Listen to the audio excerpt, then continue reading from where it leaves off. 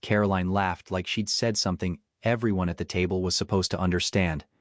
"Come on," she said, glancing at my father's worn jacket and rough hands. "They're not our kind of people." All 12 of us heard her. My dad, Ray, lowered his eyes to his plate. Caleb said nothing. His mother only murmured, "Caroline, that's enough." Like the problem was volume, not contempt. Something in me went still. I pushed my chair back. "This dinner's over for us." My daughter Hannah stared at Caleb, waiting for him to act. He didn't. "Dad," I said, "we're leaving." 10 minutes later, in the parking garage, I was still furious. Ray wasn't. He looked at me, calm as ever. Then he said 5 words that made the entire dinner mean something else. "Son, I sold for 43. My first reaction was that I'd heard him wrong. "You sold what?" Ray slid both hands into the pockets of his jacket. The parking garage was cool and smelled faintly of concrete dust and exhaust. Behind us, an elevator opened and closed without anyone getting out. "Bennett Air Systems," he said. 2 years ago? For $43 million. That was the sale price. I stared at him. My father had never lied to me about what he did. That was the strange part. He'd spent most of my childhood installing commercial ventilation systems, then started taking his own contracts. By the time I was in college, I knew he had a shop. Later, I knew he had employees. If someone asked what my dad did, I said he owned a small HVAC business outside Birmingham. Apparently my definition of small had been off by several zeros. "How big was it?" Ray shrugged. "Big enough." "Dad." He looked at me. 112 employees when I sold. "You knew I owned it," he said. "I knew you owned a shop." I did own a shop. 112 people is not a shop. "Dad." To me it was, you answered every question like a man hiding in plain sight. Ray considered that. Maybe I just never thought the size was the important part. I actually laughed once, but there was nothing funny in it. Lisa had been standing a few feet away, giving us room. Now she stepped closer. "Ray," Mark had no idea. "Nope." I rubbed both hands over my face. "You sold a company for $43 million, and just didn't mention it." "I mentioned I retired." "That is not the same sentence." For the first time that night, I saw the corner of his mouth move. "No. Guess it isn't." I should have been thinking about the money.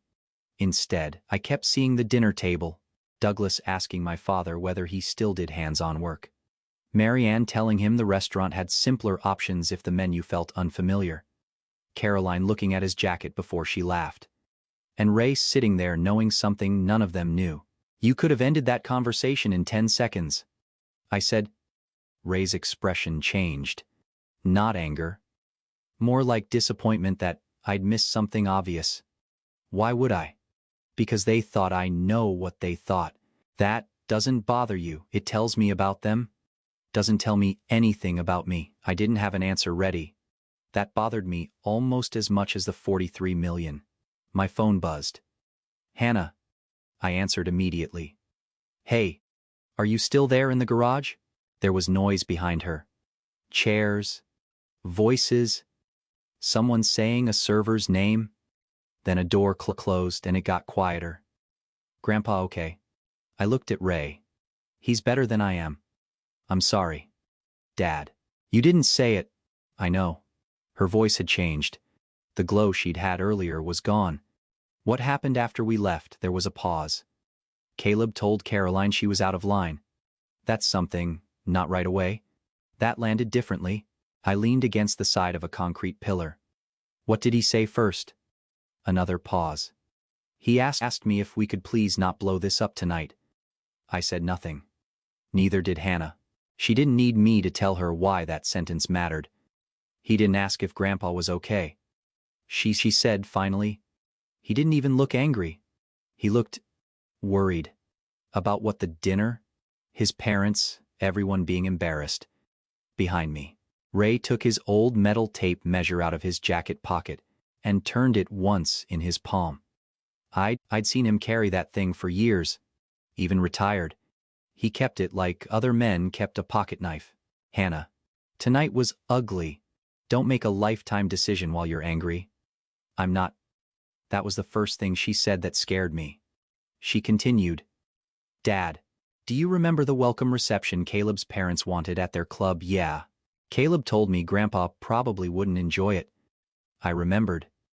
At the time, it had sounded considerate. Ray hated formal events. He preferred barbecue joints to dining rooms with 3 forks at every place setting. He might not. I said, that's what I thought too. Her voice lowered. But then there was the thing about Uncle Scott and Aunt Brenda. Caleb said they might be a lot around his parents. So maybe we shouldn't invite them to the smaller family brunch. I remembered that too. And last month, Hannah said, he told me his mother was trying hard to be comfortable with our different family culture. This time I didn't answer. 1 sentence could be clumsy. 2 could be coincidence. 3 started looking like a pattern. Ray watched me from beside the truck. I thought again about Caleb at the table. Caroline had said something vicious about the family he planned to marry into. And he hadn't looked shocked. He'd looked inconvenienced. Hannah, I said carefully, what are you thinking? I don't know yet. That's okay? No, I don't know what I think about Caleb, but I know what I need to find out. What he's been telling them about us. I glanced at Ray. There was something else Hannah didn't know yet. Something that would change the temperature of every conversation if Caleb learned it. Before you talk to him, I said, there's something Grandpa just told me. I explained it as simply as I could. The company, the sale, the number. Hannah went completely silent. Then she asked the same question I had. Why didn't he tell us? Ray heard her through the phone. He leaned closer. Because you didn't need the number to know me. Sweetheart. Hannah was quiet again. Then she said, don't tell Caleb. I straightened. What? Not yet. Hannah, I want to ask him what he said about us before he knows Grandpa sold anything. Her voice was steady now. If Caleb only changes his answer after he finds out who Grandpa really is, then I already have my answer. The next morning, Hannah was at our house before 8. She came in wearing the same jeans she'd had on under her coat the night before. Her hair pulled back. No makeup. Phone in one hand, Lisa put coffee in front of her without asking. Ray was already at the kitchen table, eating toast like nothing unusual had happened. Hannah hugged him before she sat down. I'm sorry, she said. Ray frowned. For what? For last night. You didn't say it. I stayed. You stayed because it was your engagement dinner. She looked at him. Would you have stayed? Ray took a bite of toast and chewed before answering. Probably. That's not helping. It wasn't meant to. That got the smallest smile out of her. Then she looked at me. Tell me again. I knew what she meant, so I gave her the short version. Bennett Air Systems had started as Ray, taking ventilation jobs with 2 men and a used van. It had grown. A lot more than I understood. 2 years ago, he sold the company in a deal valued at $43 million. Hannah kept staring at him. Grandpa, why didn't you tell us? Ray wiped his fingers on a napkin. Because money makes people strange. That's it. No. That's the short version. He glanced toward the window. When I was young, my dad sold some land. Not 43 million. Not even close. But enough that my brothers started counting what belonged to who before he was dead. One thought the other had gotten special treatment. One stopped coming around. My mother spent years trying to get everybody back in the same room. He looked at me. I decided if I ever had money, my son wasn't going to grow up planning his life around it. I felt a little sting at that. You could have trusted me with the truth. I did trust you. I trusted you to build your own life. That's a very dad answer. Probably because I'm your dad. Lisa hid a smile behind her mug. I wasn't ready to let him off that easily. But Hannah had come for another reason. She set her phone on the table. I'm meeting Caleb in an hour. Ray nodded once. You going to tell him? No. Good. I looked at him. You just told us money makes people strange. And now you want her to test him? I didn't say test him. That's exactly what this is. Hannah shook her head. No. I'm not setting a trap. I'm asking him about things that happened before I knew anything about the sale. I want his answer before the number gets into the room. That shut me up. An hour later, Hannah met Caleb at a coffee shop near Piedmont Park. I know what was said because she came back afterward and told us almost word for word. Caleb was already there when she arrived. He stood when she walked in, kissed her cheek, and started with an apology. I'm sorry about Caroline. She was drunk and way out of line. Hannah sat down. Why didn't you say that at the table? I did. After my dad left. Caleb looked down. I froze. That's not what you said last night. What did I say? You asked me not to blow it up. He rubbed his thumb along the edge of his coffee cup. Hannah, it was your engagement dinner. Everybody was upset. I was trying to keep the night from becoming a disaster. It was already a disaster. I know that now. She let a few seconds pass. Then she asked, why weren't you surprised? That made him look up. Surprised by what? By Caroline saying, we're not your kind of people. You were embarrassed. You were angry. But you weren't surprised. That's not fair. Then explain it. Caleb leaned back. My family can be judgmental. You know that. That isn't an answer. What do you want me to say? I want to know what they thought about us before last night. His face changed. Not much. But enough. He looked toward the window. Then back at her. They knew you came from a different background. Different how? Come on. No. Say it. I don't mean bad. Your family is less formal, more working class. My parents are very particular. About what? Everything. And what did you tell them? I was trying to prepare them. For me? For the wedding? For both families being together? Hannah thought about the club reception, the brunch, the guest list, Grandpa Ray supposedly not enjoying formal events. She asked, what exactly have you told them about my family? Caleb paused. Then he asked, which part did Caroline tell you? Hannah said she felt something inside her go cold, because that was not the answer of a man hearing an accusation for the first time. She didn't rescue him from it. She just sat there. Caleb realized what he'd said. I didn't mean it like that. Like what? There have been conversations. Of course there have. We're getting married. What kind of conversations? He exhaled. My mom worried about the wedding weekend. She asked if everyone would be comfortable at the club. She asked about dress codes. She asked whether some of your relatives might feel out of place. And what did you say? I said yes. Some people might. Grandpa, I mentioned him. Why? Because he hates those places. You've met him 4 times. Caleb opened his mouth, then stopped. Hannah kept going. You told me Grandpa probably wouldn't enjoy the welcome reception. I thought I was helping.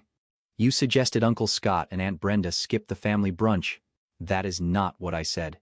You said the brunch needed to stay small because your parents would already be managing a lot of personalities. They're loud. Hannah. They're my family. I know. Then why were they the people who always needed to be edited? That hit him. His voice dropped. I was trying to make this easier for you. No. You were trying to make me easier for them. Caleb shook his head. That's not fair. Did you ever tell your mother she was wrong to judge us? Silence. Did you ever tell your father Grandpa didn't need to prove he belonged in a room with him? Hannah. Nobody said he had to prove. Did you? Caleb looked down. No. That was the first honest answer he had given her. He tried to explain after that. He said he loved her. I believe he did. He said he never thought the Bennetts were beneath the Vaughns. He said he was trying to prevent tension. He said his parents had certain expectations, and he had spent his whole life learning how to manage them. Hannah believed that too. That was part of the problem. She finally understood he had not been standing between 2 families. He had been asking one family to shrink so the other never had to move. She took off her engagement ring. Caleb went pale. I'm not ending this today, she said. He exhaled. But, too quickly. She placed the ring on the table between them. But I'm not planning a wedding either. Hannah. I need time. To do what? To figure out whether I'm marrying you. Or whether I'm signing up to spend the rest of my life being translated for your family. He stared at the ring. Then he asked, what do you want me to do? For now, nothing. She stood. Caleb looked up at her. You're really doing this because of one dinner? Hannah shook her head. No. The dinner is just the first time I heard the quiet part out loud. She left the ring on the table and walked out. When she came back to our house, Ray was in the driveway checking air pressure in one of his truck tires. She told us what happened. When she repeated Caleb's question, "Which part did Caroline tell you?" Ray stopped with the gauge still in his hand. He looked at me. Neither of us said anything for a moment. Lisa came out onto the porch and wrapped an arm around Hannah. Are you okay? Hannah looked back toward the street. No, she said. But I'm clearer than I was yesterday. That answer stayed with me. Pain and clarity were not opposites. Sometimes one was the price of the other. Then, Hannah said, he still doesn't know about the company. Ray nodded. Good. I understood now why, for the first time since dinner. Caleb was being judged without money changing the terms, and he had just failed that test on his own. For the rest of that day, I kept thinking about Douglas Vaughn. Not because of what he'd said at dinner, because of what he hadn't. There had been a moment after Caroline's comment when every person at that table had a choice. Douglas could have shut it down. Marianne could have said her daughter was wrong. Caleb could have stood up before I did. Instead, everybody waited to see how uncomfortable they were required to become. By Saturday morning, I had convinced myself I needed to call Douglas. Ray was in our garage helping me look at a loose bracket on a storage shelf. When I told him, I'm calling him. No. I turned around. No need. There is absolutely a need. For what? For him to understand what happened. Ray tightened the bracket with a small wrench. He was there. That's not what I mean. I know. That irritated me more. He thinks he gets to sit there. Let his daughter talk to you like that. Then go back to his life like nothing happened. Ray looked at me. What do you want him to do? Admit he was wrong. And then I opened my mouth. Nothing useful came out. Ray returned to the bracket. There it was again. The thing he had always been better at than me. He could let go. I told myself I was different because I spoke up when it mattered. But the truth was less flattering. Most of my life, I avoided conflict until I was angry enough that I wanted the other person to feel what I felt. That wasn't always a boundary. Sometimes it was just delayed confrontation. I put my phone back in my pocket. Fine. Ray nodded toward the shelf. Hold that side. By Sunday. Hannah had stopped crying every time Caleb's name came up. That did not mean she was doing better. It meant she had moved from shock into examination. She came over after lunch with her laptop. I found something, she said. Lisa sat beside her at the kitchen table. I stood behind them. Hannah opened her wedding planning messages with Caleb. Nothing had been hidden. That was almost worse. The messages had been sitting there for months.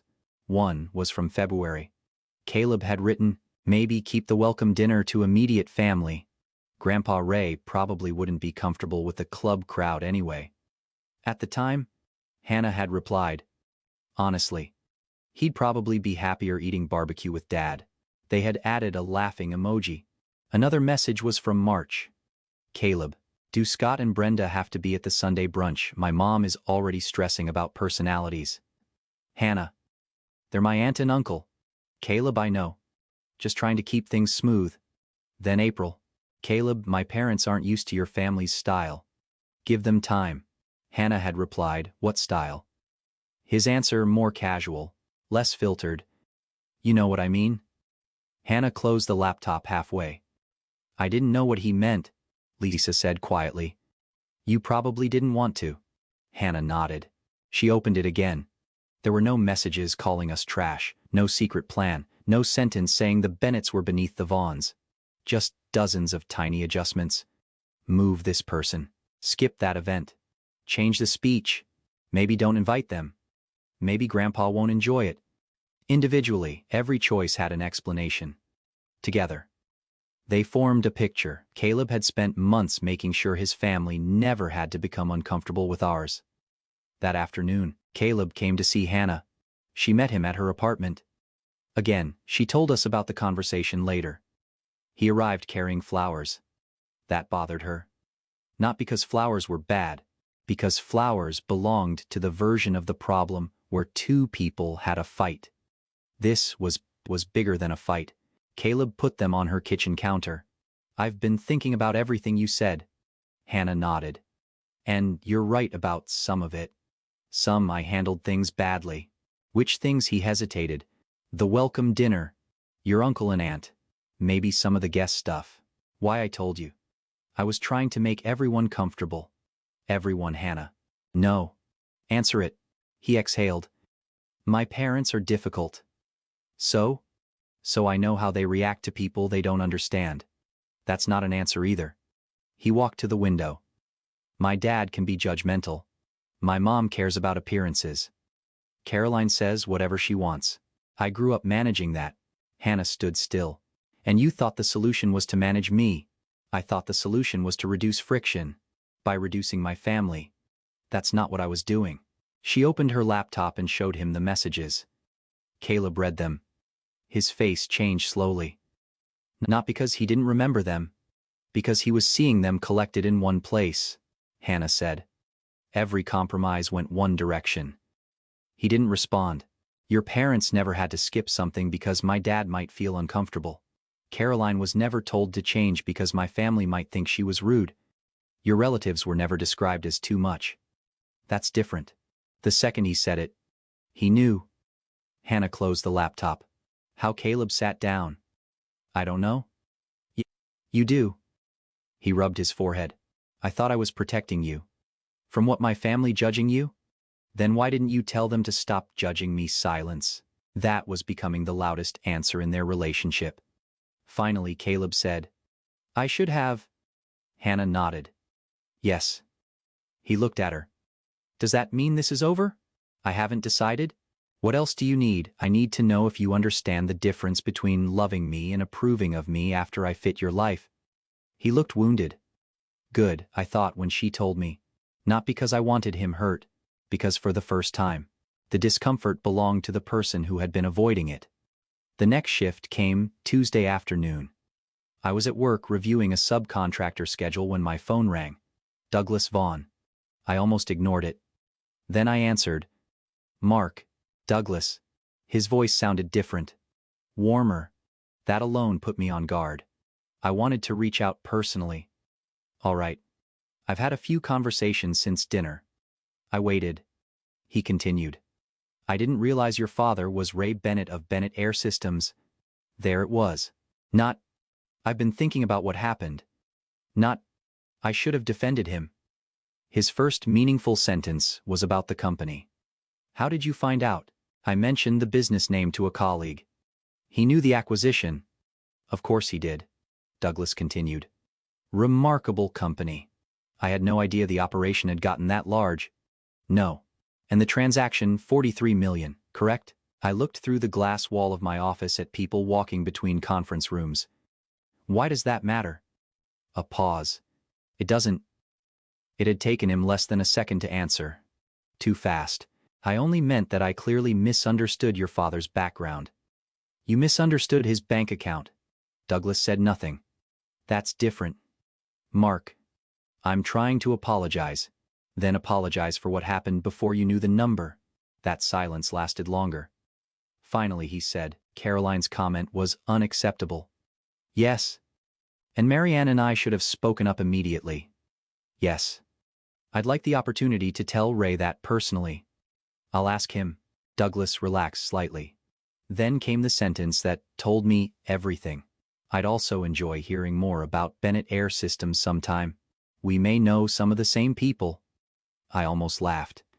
Instead I said, I'll let you know. When I told Ray that evening, he was sitting on my back porch turning that same battered metal tape measure in his hands. Douglas wants to apologize. Okay. He also wants to talk business. Ray looked up. There it is. So you'll meet him? Nope. Why not? Because I already know what he thought of me before he knew what I sold. He clipped the tape measure back onto his belt. That was the useful part. For the first time, I understood exactly what the 43 million had changed. Not my father. Not his value. It had changed the Vaughns, and somehow, That made their apology harder to trust. Later that night, Hannah called. Caleb had asked for one final conversation. He wanted to repair the engagement. Hannah had agreed, but this time, she wasn't going there to ask whether he loved her. She already knew he did. She was going to decide whether love was enough. Caleb came to Hannah's apartment Thursday evening at 7. Ray and I were already there. That hadn't been the original plan. Hannah had asked me to come because she didn't want the conversation to become another private argument, where she walked away wondering whether she had overreacted. Ray came because Caleb had asked if he could apologize to him in person. Lisa offered to come too. Hannah shook her head. Too many people and it starts feeling like a trial. So, Lisa stayed home. Ray sat in an armchair near the window, one ankle resting on the opposite knee. I took the end of the couch. Hannah stayed standing until the knock came. When she opened the door, Caleb looked tired. No flowers this time. That was probably a good sign. He stepped inside, saw Ray, and stopped. Mr. Bennett. Ray's fine. Caleb nodded. Ray, I'm sorry about what happened at dinner. Ray looked at him for a moment. Okay. Caleb seemed to be waiting for more. There wasn't any. Hannah closed the door. Sit down. Caleb took the chair across from Ray. For a few seconds nobody spoke. Then he looked at Hannah. I don't want us to lose everything because of what Caroline said. Hannah sat beside me. This isn't because of what Caroline said. I know you keep saying that. Then stop making it about her. Caleb rubbed his palms together. All right. I handled things badly. I should have spoken up sooner.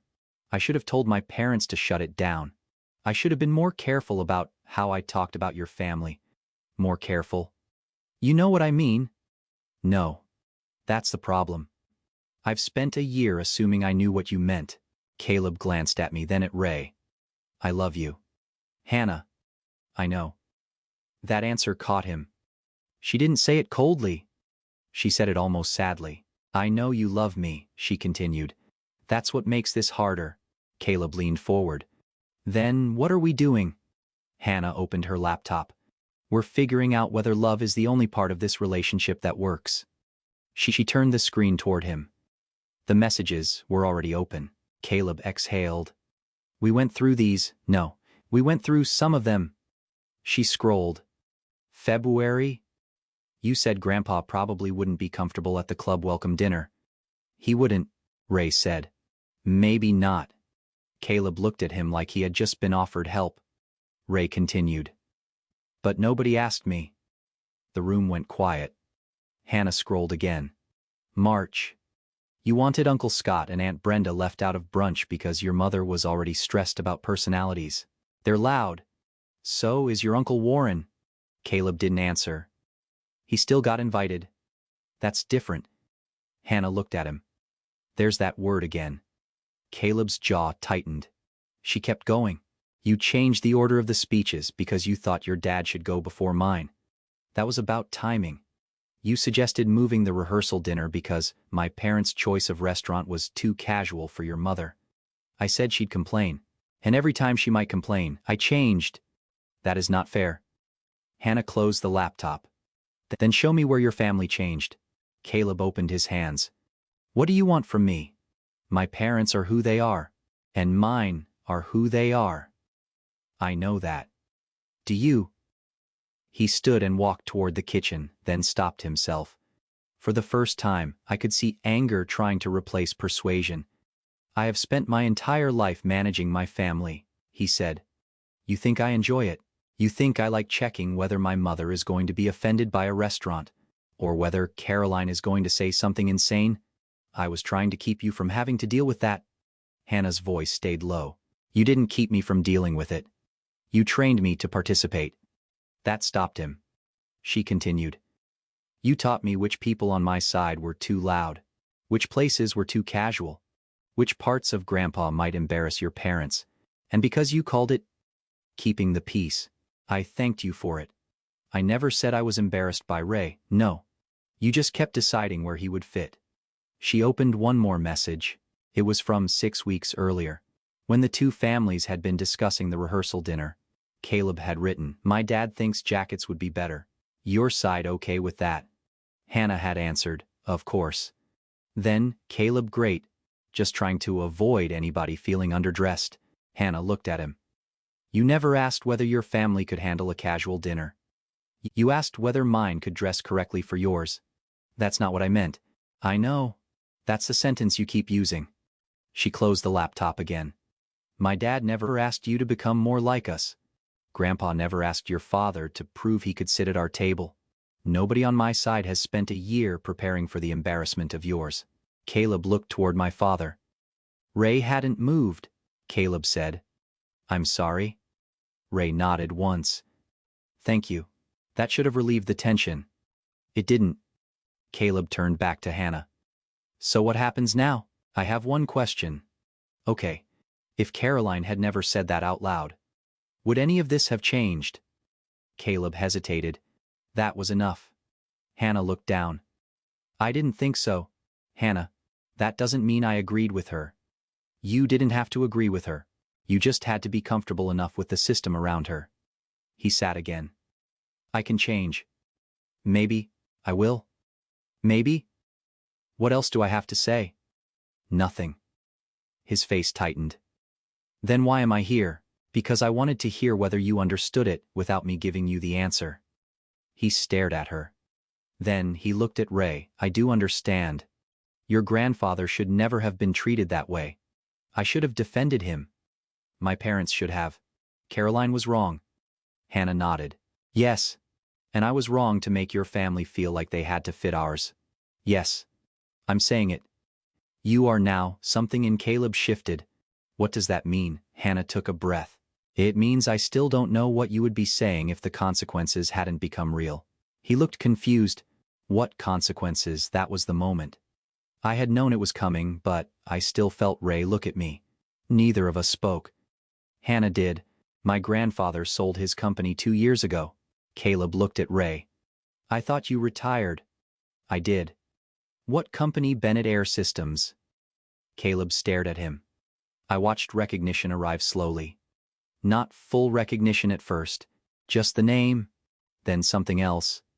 "My dad mentioned that company." Ray said nothing.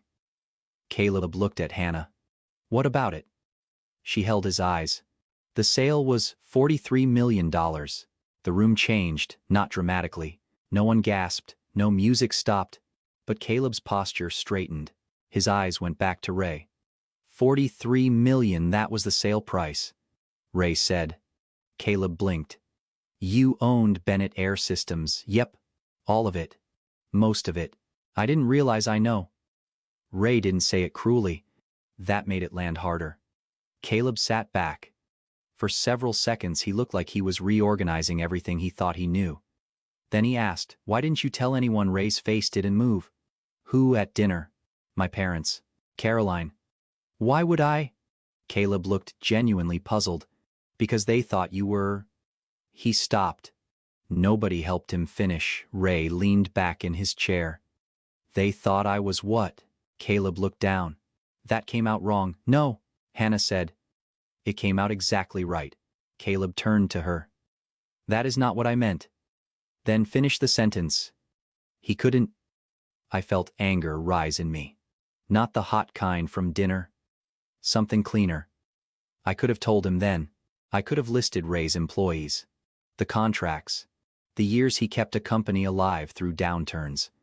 I could have told Caleb that Douglas had already called me once he learned the number. Suddenly interested in business connections and acquisition details. I could have watched the embarrassment settle over him. A few days earlier, I would have enjoyed that. Instead, I heard my father's question from the garage. "Then what?" So I said nothing. Ray did. "Son, the number doesn't improve me." Caleb looked at him. "And if it makes your family think better of me, that's their problem to sort out." That was all. No speech, no victory lap.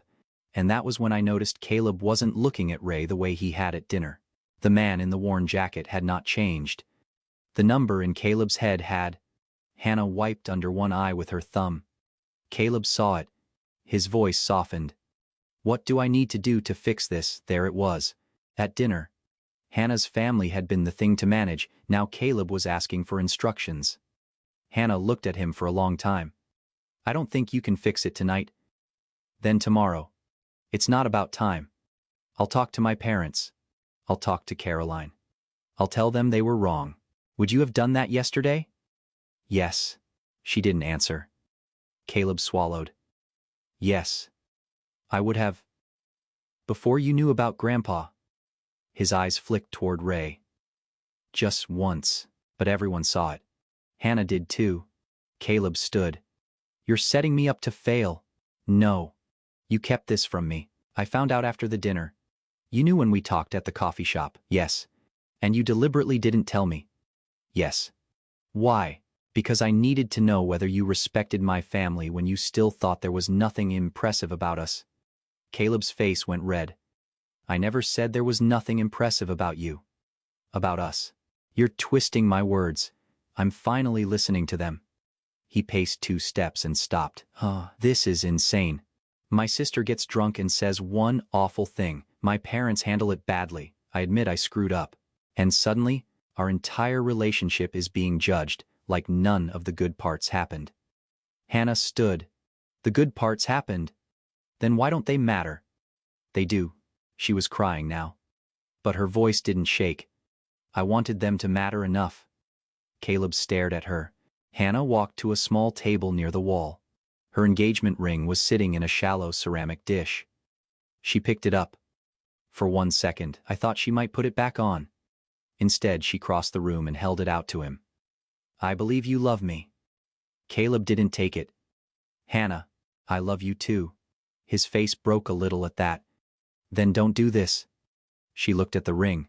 I can't marry someone hoping he'll become brave enough to defend parts of me after his family decides they're acceptable. That's not what this is. It is for me. You're really ending our engagement. Yes. He shook his head. No? No, we can work through this. I hope you do work through it. With you. She closed her fingers around the ring. No. That was this power shift I will always remember.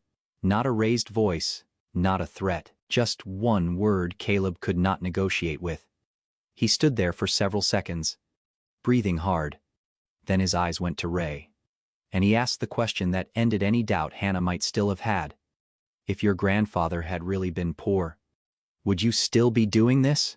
The room went completely still. Caleb heard himself. His mouth opened. But it was too late. Hannah looked almost relieved. That, she said quietly. That's why. I didn't mean. Yes. You did. No. I meant the situation would be different because the misunderstanding. There was no misunderstanding. Hannah stepped closer and placed the ring in his hand. Grandpa being rich doesn't make Caroline more wrong. And Grandpa being poor wouldn't make her less wrong. Caleb closed his fist around the ring. His eyes were wet. He looked at me. I didn't have anything for him. Finally he turned to Ray. I am sorry. This time. Ray stood. So am I. Caleb nodded as if he understood. Ray held out his hand. Caleb stared at it, then shook it. I hope you figure out what's yours, Ray said. Caleb frowned slightly. What do you mean? Your beliefs. Your parents' beliefs. Figure out which are which. That was more than Ray had said all night. Caleb nodded once. Then he walked to the door. Hannah opened it for him. He stopped beside her. I did love you. I know. Then he left. The door closed. Hannah stood with her hand still on the knob. Nobody rushed toward her. Nobody told her she had done the right thing. She was a 29-year-old woman who had just ended the future she thought she was building. There was nothing triumphant about it. After a moment, Ray walked over and stood beside her. Hannah leaned into him. He put one arm around her shoulders. She started crying, and my father, the man Caroline Vaughn had decided wasn't their kind of people, simply held his granddaughter while she grieved the life she had just chosen not to live. For the next week, Hannah moved through her days like someone learning the dimensions of a room in the dark. She went to work. She answered emails. She canceled appointments with the florist, the photographer, the venue coordinator. Every cancellation came with the same question. Would you like to reschedule? She kept saying no. The hardest part wasn't losing Caleb. It was losing all the ordinary things she had already attached to him. The apartment they had talked about buying. The dog they joked about getting after the honeymoon. Christmas plans. Names they had never admitted were baby names. A future could disappear in one conversation, but your mind didn't get the message that quickly. Sometimes Hannah cried because she missed him. Sometimes she got angry at herself for missing him. Lisa finally told her. You can know you made the right decision and still hate what it cost. That helped more than anything I could have said. About 10 days after the breakup, Hannah came over for dinner. She seemed tired, but different. Lighter wasn't the right word yet. Less compressed, maybe? We were clearing dishes when she said, I noticed something today. What I haven't checked what I'm wearing before seeing anyone in almost 2 weeks. Lisa looked at her. Hannah gave a small embarrassed laugh. I didn't even know I was doing that. Because of Caleb. Not exactly. She leaned against the counter. Before anything with his family. I'd think. Is this too casual? Is Mom going to say something? Is Caroline going to make a joke? Does this look like I belong? She shook her head. I thought I was being considerate. That phrase had become familiar. Considerate. Smooth. Appropriate. Comfortable. All words that sounded harmless until you noticed who was always being asked to change. A few days later, Marianne Vaughn emailed Hannah. It was a long message. Careful. Polished. She apologized for not stopping Caroline immediately. She said she had been embarrassed by her own silence. She said she hoped Hannah knew that the Vaughns had always cared for her. Then, near the end, she wrote that she regretted allowing assumptions about differences in background to influence the evening. Hannah showed it to me. What do you think I think she's trying? Do I answer if you want to? That's not helpful. It's your relationship with her. She stared at the screen for a few seconds. Then she wrote back. Thank you for apologizing. I wish your family well. That was it. No punishment, no reopening, no invitation. Douglas tried once more with me. He called on a Friday afternoon. This time he didn't mention Bennett Air Systems. He said, I owe your father an apology without attaching anything else to it. That's better. I've thought a lot about what you said. I waited. I did judge him. There it was. Not Caroline, not alcohol, not a misunderstanding. Him. I shouldn't have. No. Would Ray speak to me? I can ask. I did. Ray shook his head. Don't need it. He sounds sincere. Maybe he is. You still don't want to hear it. Ray thought for a moment. An apology doesn't always have to become a relationship. That line stayed with me. I told Douglas that Ray appreciated the attempt but preferred to leave things where they were. Douglas didn't argue. For once. Nobody did. The harder conversation happened between my father and me. He had stayed in Atlanta longer than he planned because Hannah needed him, though he would never have described it that way. One Sunday evening, we were sitting on my back porch after dinner. Ray had a glass of iced tea. I had a beer. For a long time, neither of us said anything. Then I asked, were you ever going to tell me about the sale? About any of it? He looked out at the yard. Eventually. When don't know, that's convenient. He nodded. Fair.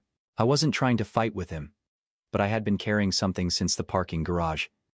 You let me believe things were tighter than they were. Ray looked at me. Sometimes they were, but not the way I thought. No. I took loans. You also got scholarships. I worked nights. I know. You could have made things easier. Yes. That answer irritated me, because he didn't defend himself. So why didn't you? He set his glass down. Because easier isn't always better. That sounds good when you're the one holding $43 million. Ray looked at me for a long moment. You angry a little? Okay. Again. No defense. That somehow gave me permission to say the rest. I'm grateful for what you did. I am. But part of me feels stupid. Like I've been telling myself one version of my childhood for 30 years and you knew there was another one. Ray nodded slowly. That part I'm sorry for. I looked at him. He continued.